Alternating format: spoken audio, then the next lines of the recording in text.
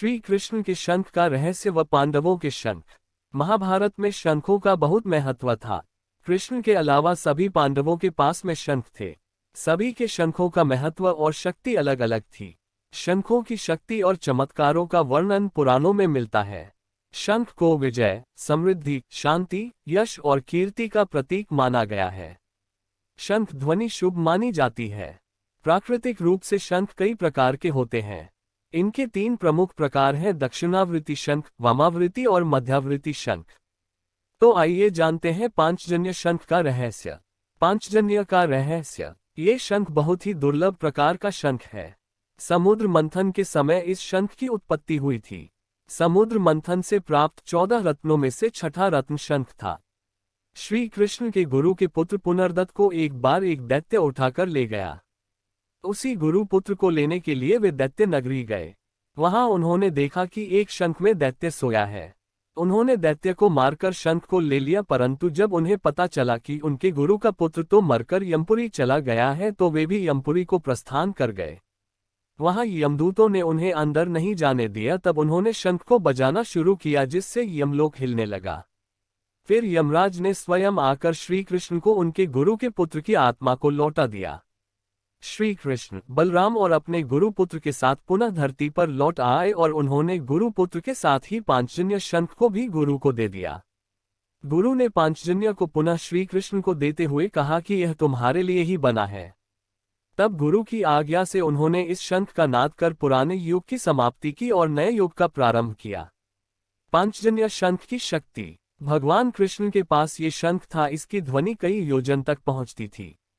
कहते हैं कि महाभारत युद्ध में अपनी ध्वनि से पांडव सेना में उत्साह का संचार करने वाले इस शंख की ध्वनि से संपूर्ण युद्ध भूमि में शत्रु सेना में भय व्याप्त हो जाता था। श्री कृष्ण इस शंख से पांडव सेना में उत्साह का संचार ही नहीं करते थे, बल्कि इससे कौरवों की सेना में भय भी पैदा कर देते थे।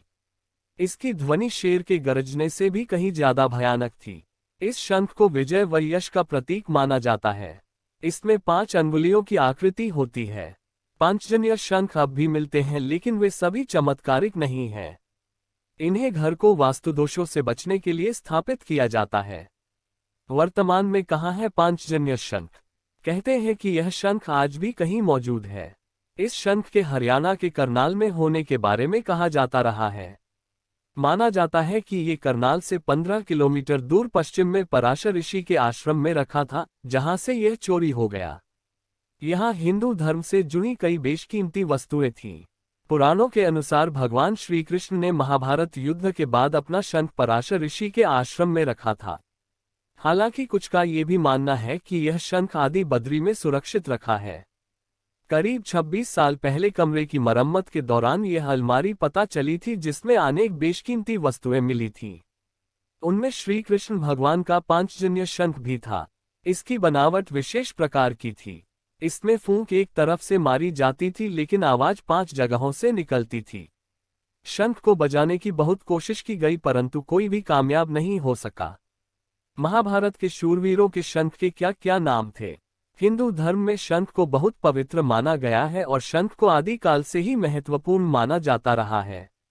ये भी मान्यता है कि अगर शंख को पानी में रख दिया जाए तो वह पानी गंगा जल के समान पवित्र हो जाता है। इसका महत्व इतना है कि महाभारत के एक राजा विराट के एक पुत्र का नाम भी शंख ही था।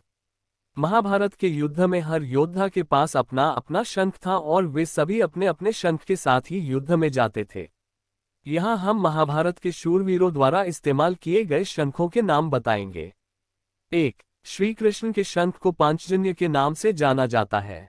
इस शंख को बजाकर ही उन्होंने महाभारत की शुरुआत की थी। 2. युधिष्ठिर के शंख का नाम अनंत विजय था। 3. वहीं अर्जुन के शंख को देवदत्त कहा जाता था। 4. भीम का शंख पौंड्र था। 5. पांडवों में सहदेव के शंख का नाम मणिपुष्पक था। 6. नकुल के शंख को सुघोष कहा जाता था। 7. इसके अलावा कर्ण का शंख हिरण्यगर्भ था। 8. राजा दुर्योधन के शंख का नाम विदारक था। तो दोस्तों, कैसी लगी आपको ये कहानी? अगर अच्छी लगे तो लाइक और सब्सक्राइब करें।